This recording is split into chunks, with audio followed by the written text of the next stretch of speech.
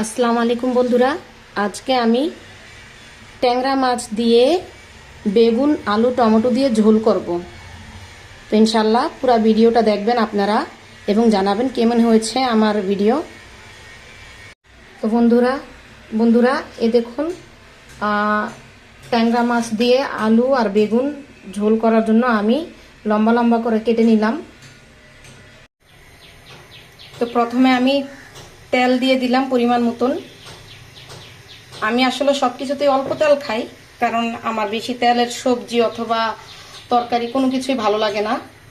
তবে প্রয়োজন অনুযায়ী যতটুকু দরকার ততটুকু দেই, তারপর চেষ্টা করি কম তেল রাখার আর কি। দিয়ে দিব এটাতে পরিমাণ মতন আদা রসুন এবং জিরা পেস্ট করা।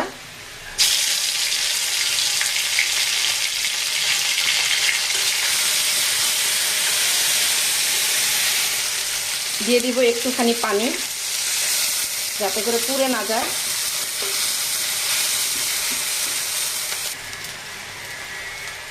আমি কিছু কাঁচামরিচও নিয়েছি এই তরকারিতে দেওয়ার জন্য, তা আমি অল্প করে গুঁড়ো মরিচ দিয়ে দিব সামান্য। দিয়ে দিব হলুদের গুঁড়ো পরিমাণ মতন। দিয়ে দিচ্ছি পরিমাণ মতন নুন, আপনাদের প্রয়োজন অনুযায়ী আপনারা দিবেন।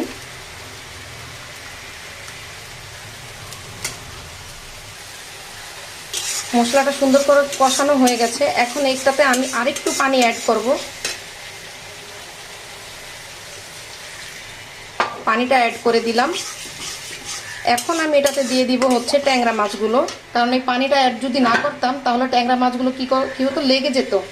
এজন্য আমি এটাতে অল্প করে পানি দিয়ে দিলাম, যাতে না লেগে যায়। কারণ আমি মাছগুলো কষাবো সুন্দর করে, কষিয়ে এটাকে নামিয়ে তারপরে আমি আলু বেগুনগুলো দিব। আমি এক থেকে 1.5 মিনিটের জন্য এটা একটু ঢেকে দিলাম। আসলে বন্ধুরা আরও একটা কথা বলতে চাই আমি, আপনারা আমার এই যত জিনিসপত্র দেখতেছেন এগুলো পুরাতন। তো পুরাতন দেখে মনে করবেন না যে এগুলো আনহাইজিন।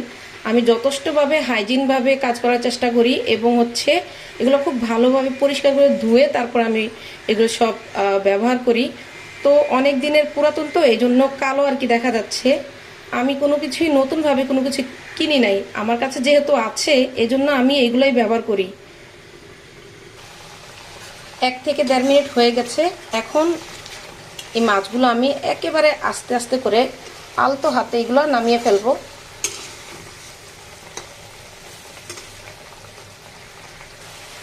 এখন আমি দিয়ে দিব এটাতে আলু এবং বেগুন যেগুলো আমি কেটে রেখেছিলাম। আলু বেগুন দিয়ে খুব ভালোভাবে কষাবো, বিশেষ করে আলুটা যাতে সিদ্ধ হয়ে যায়। যখন আলু বেগুন দুটোই সিদ্ধ হয়ে যাবে তখন আমি এগুলাতে মাছগুলো ঢেলে দিব। এখন আমি ফ্লেমটাকে হাই করে একটু ভালো করে কষাবো। আলু আর বেগুনটা খুব সুন্দরভাবে সিদ্ধ হয়ে গেছে। আমি প্রায় 5 মিনিট এটাকে কষাইছি। তো একটা কিন্তু আলু অথবা বেগুন ভাঙে নাই, অনেকের ভেঙে যায় নাড়তে নাড়তে। আমি ওইভাবে নাড়ি না, আমি কখনো সবজি অথবা তরকারি ওইভাবে নাড়ি না যে ভেঙে যাক। এখন আমি এটাতে দিয়ে দিব পানি অ্যাড করব আমার পরিমাণ মতন, যতটুকু আমার ঝোল রাখার। আমি আরও একটু দিব।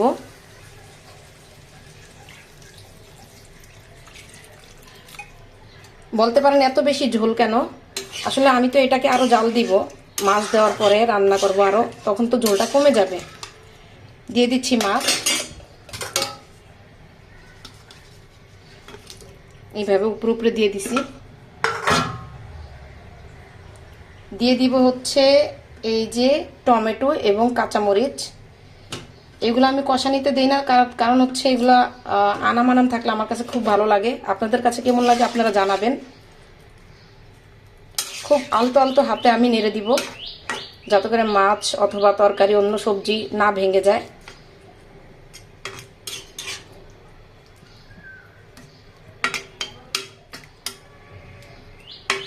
আমার কাছে তো দেখতে খুব ভালো লাগতেছে, আপনাদের কাছে কেমন লাগতেছে আপনারা কমেন্ট করে জানাবেন।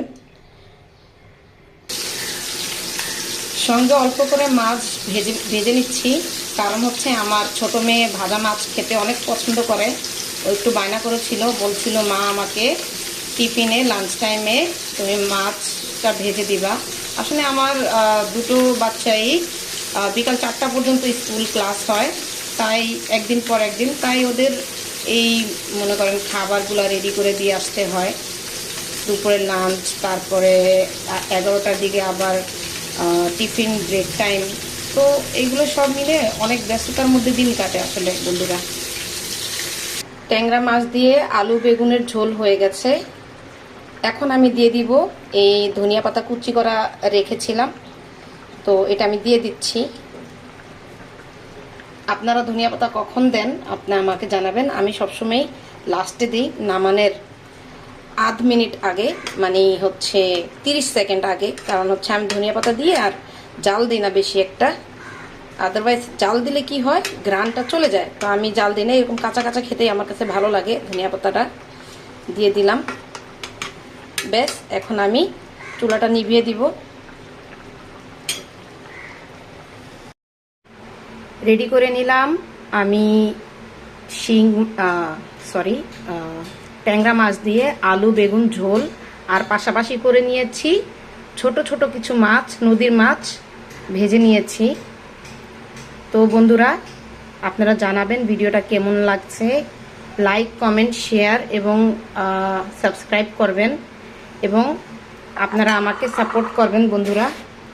তো ভালো থাকবেন, সুস্থ থাকবেন, হেলদি খাবার খাবেন। আল্লাহ হাফিজ, আসসালামু আলাইকুম।